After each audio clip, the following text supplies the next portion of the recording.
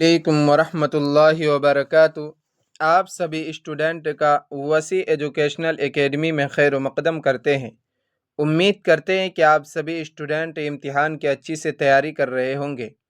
आज से class 12th के उर्दू के क्लास शुरू होते हैं। आज से सभी चैप्टर के शुरू से MCQ कराए जाएंगे और फिर उसके बाद सभी चैप्टर के सब्जेक्टिव सवालात भी कराए जाएंगे। आज सिर्फ चैप्टर शुरू के 3 चैप्टर के सभी MCQ सवालात कराए जाएंगे जो एग्ज़ाम में पूछे जाते हैं और जो बार बार एग्ज़ाम में आते हैं। चलिए बिना किसी देरी के क्लास शुरू करते हैं। पहला सवाल आपका दिया है कि मिर्ज़ा गालिब की पैदाइश कब हुई। ए नंबर में है 1869, बी में है 1797, 1912 या 1837 है। तो मिर्ज़ा गालिब की जो पैदाइश हुई थी वो कब हुई थी? 1797 में। कब हुई थी? 1797 में। और अगर आपसे पूछ लिया जाए कि इनकी वफ़ात कब हुई थी तो 1869 में इनकी वफ़ात हुई थी मिर्ज़ा गालिब की। ठीक है। अगला सवाल आपका दिया है। अगला सवाल पढ़ने से पहले हम ये बता देना चाहते हैं कि जितने भी सवाल इसमें दिए गए हैं उन सवाल के अलावा जो हम बोलेंगे उसको भी ध्यान से सुनिए और याद रखने की कोशिश कीजिए। वो भी सवाल एग्जाम में बहुत बार पूछे जाते हैं। ठीक है। दूसरा सवाल यहाँ दिया है कि मिर्ज़ा गालिब की वफ़ात कहाँ हुई। अकबर आबाद में हुई, दिल्ली में हुई, लखनऊ में हुई या फिर पानीपत में हुई। तो मिर्ज़ा गालिब की जो वफ़ात हुई थी वो कहाँ पर हुई थी? दिल्ली के अंदर हुई थी। कहाँ पर हुई थी? दिल्ली के अंदर। यानी ऑप्शन नंबर बी इसका करेक्ट आंसर हो जाएगा। और अगर आपसे पूछ लिया जाए कि मिर्ज़ा गालिब की पैदाइश कहाँ हुई थी तो कहाँ हुई थी? अकबर आबाद में हुई थी। अकबर आबाद से एक और सवाल पूछा जाता है। वो सवाल ये है कि आगरा का पुराना नाम क्या है? आगरा का पुराना नाम अगर आपसे पूछ लिया जाए तो आप क्या बताएंगे? अकबर आबाद है। क्या बताएंगे आप? अकबर आबाद है। ठीक है। अगला सवाल देखते हैं। अगला सवाल आपका दिया है कि मिर्जा गालिब ने किस किस को खत लिखा है। मुंशी हरगोपाल तुफ्ता के नाम, मुंशी बनी बख्श हकीर के नाम, दोनों के नाम या कोई नहीं।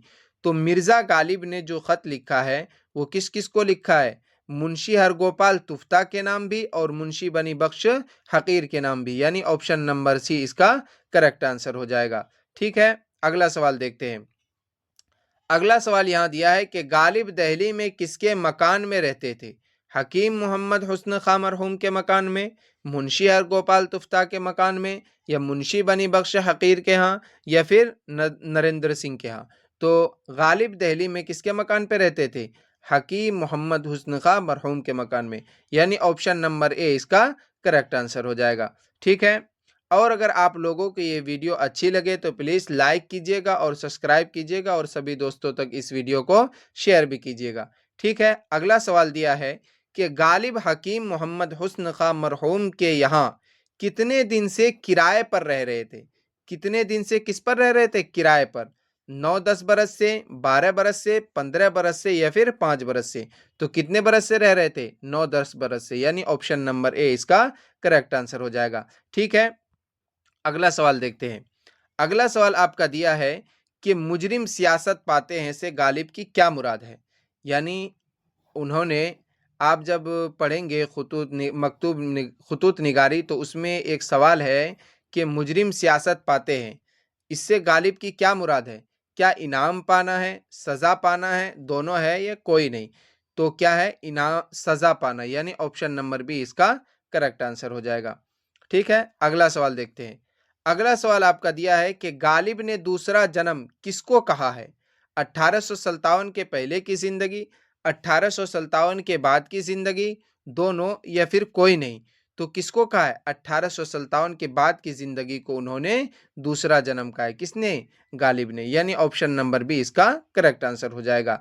ये जितने भी सवाल है ये 2 नंबर में भी आते हैं, 1 नंबर में भी आते हैं और MCQ में भी आते हैं। ठीक है।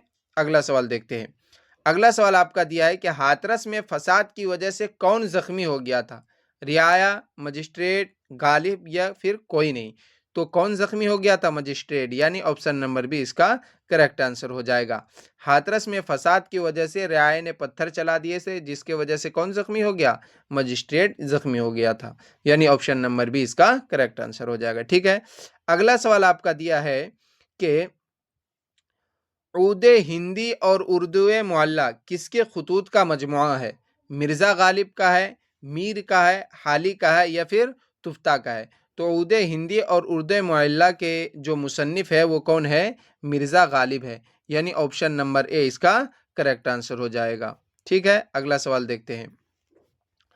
अगला सवाल आपका दिया हुआ है, खूजी एक मुताला के मुसन्निफ कौन है? यानी आपके दरसी किताब में खूजी एक मुताला एक मजमून है। यानी खूजी एक मुताला क्या है आपके दरसी किताब में? एक मजमून है, उसके मुसन्निफ पूछ रहे हैं। क्या मिर्ज़ा गालिब है, एहतशाम हुसैन है, खुर्शीदुल इस्लाम है या फिर कोई नहीं है? तो खूजी एक मुताला के जो मुसन्निफ है वो कौन है? एहतशाम हुसैन है।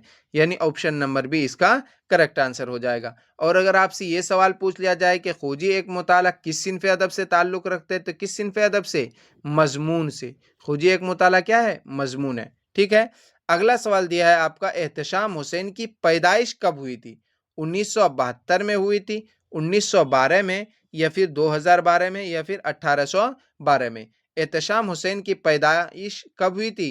तो 1912 में हुई थी। यानी ऑप्शन नंबर बी इसका करेक्ट आंसर हो जाएगा। और अगर आपसे पूछ लिया जाए कि इनकी वफात कब हुई थी, तो कब हुई थी? 1972 में। ठीक है, अगला सवाल देखते हैं। अगला सवाल आपका दिया है, अगला सवाल आप देखेंगे तो आपका अगला सवाल दिया है कि एहतशाम हुसैन की वफात कहाँ हुई थी? इलाहाबाद में, अजीमाबाद में, अकबराबाद में या फिर आजमगढ़ में?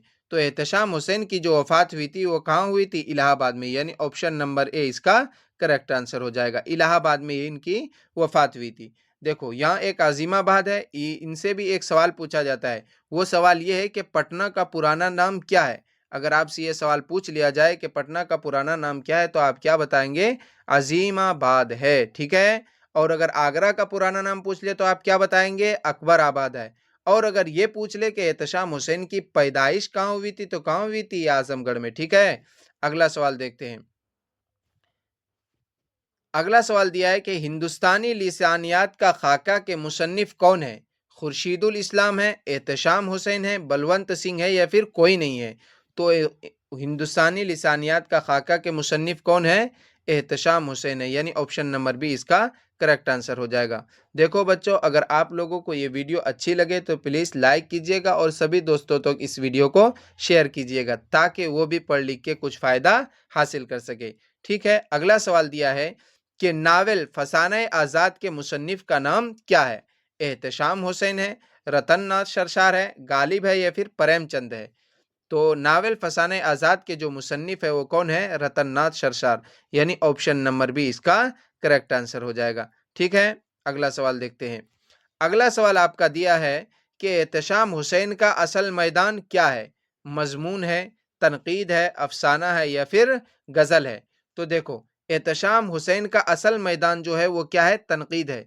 क्या है? तनकीद है। यानी ऑप्शन नंबर बी इसका करेक्ट आंसर हो जाएगा। लेकिन आपके दरसी किताब में इसका एक मजमून दिया हुआ है, और उस मजमून का नाम क्या है? खूजी एक मुताला। लेकिन आप ये मत बोल दीजिएगा कि एहतशाम हुसैन का असल मैदान क्या है? मजमून है। नहीं, क्या है असल मैदान? तनकीद है। ठीक है, अगला सवाल देखते हैं।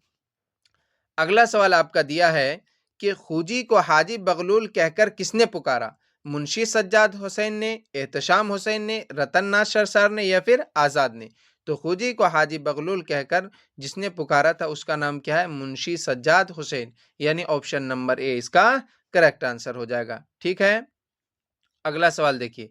अगला सवाल आपका दिया है कि खूजी की पसंद की चीज़ें क्या है? यानी खूजी किन चीज़ों को पसंद करता है? गन्ना को पसंद करता है, अफ़यून, दोनों या फिर कोई नहीं? तो खूजी जिन चीज़ों को पसंद करता है उनमें गन्ना भी है और अफ़यून भी है। यानी ऑप्शन नंबर सी इसका करेक्ट आंसर हो जाएगा। और ये सवाल 2 नंबर में भी पूछे जाते हैं। ठीक है, अगला सवाल देखिए। अगला सवाल आपका दिया है कि खूजी किन चीज़ों से नफरत करता है? पानी से, कुम्हार से, बू ज़ाफ़रान से या फिर सभी से?